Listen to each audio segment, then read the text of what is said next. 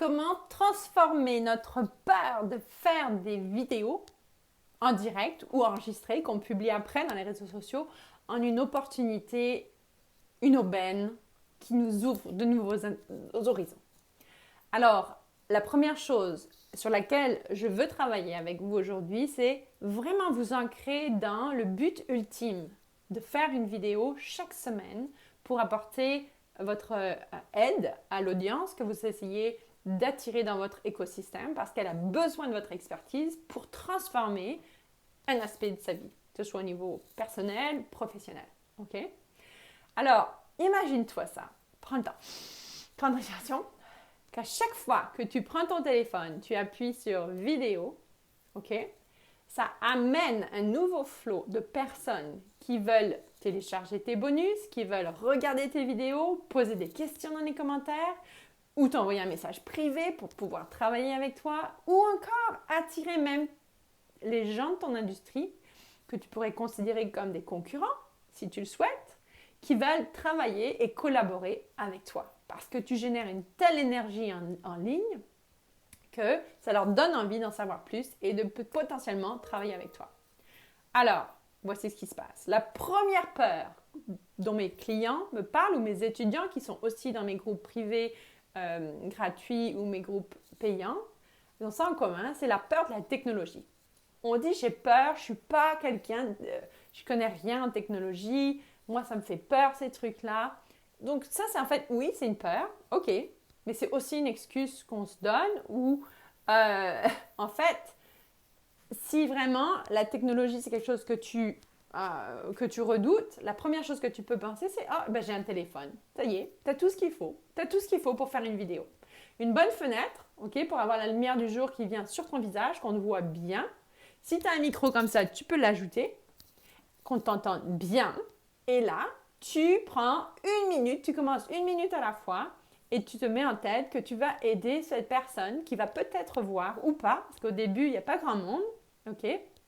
Peut-être tu vas pouvoir aider cette personne à changer sa vie. Un petit exemple, je pensais en début de semaine, j'ai fait une vidéo pour encourager certains d'entre vous à vraiment ne pas manquer leur vidéo de la semaine. J'encourage toujours mes clients et mes étudiants à passer à l'action une fois par semaine en vidéo. OK?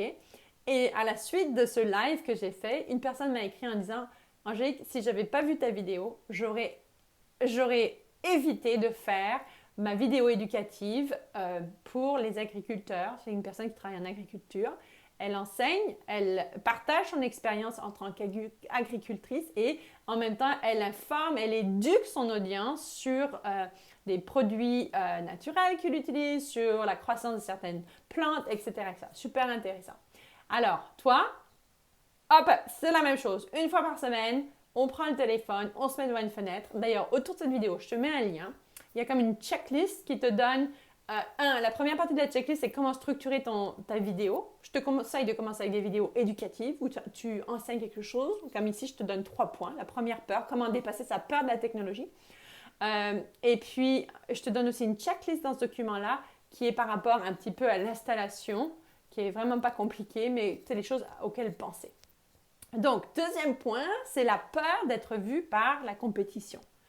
Mais qu'est-ce qu'ils vont dire mes concurrents? Ceux qui sont dans le même, tu sais, la boutique d'à côté ou le coach d'à côté, mon industrie me regarde, tu sais, parce que tout le monde a peur au début de faire des vidéos. Et si toi tu oses, c'est sûr qu'ils vont te regarder, ils vont peut-être rien dire, ou vont peut-être te critiquer en disant « Tu devrais pas dire ça, on dit pas ça dans notre industrie, ok ?» Mais toi, tais-toi. Tu es toi, pas tais-toi, pas se taire. Tu es toi.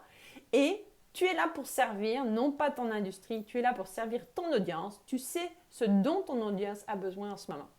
Et comme à chaque fois, quand tu interviens dans les réseaux sociaux, ton but, c'est de servir ton audience là où elle en est dans son cheminement professionnel ou personnel. Okay? Et quand tu vas lui vendre ton produit, ton service ou ton programme, ça c'est la chose dont les personnes ont besoin. Mais souvent, les gens ne sont pas au courant de ce dont ils ont besoin, mais ils sont très au courant de ce qu'ils veulent. Okay? Donc toi, tu leur apportes ce qu'ils veulent, tu les embarques dans ta voiture pour le petit voyage, le road trip que vous allez faire, destination, la planète transformation.